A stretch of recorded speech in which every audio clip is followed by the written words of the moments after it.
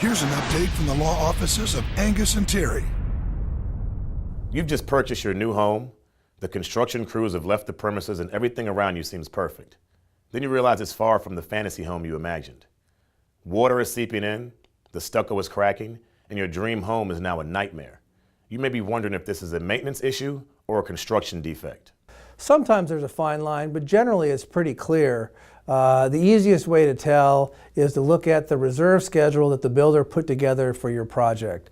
And if you're paying for things that are in the reserve schedule but not scheduled to be ready for repair or maintenance for several years down the road, that's really the easiest way to tell that there's a construction problem. Another way you can know is your common sense.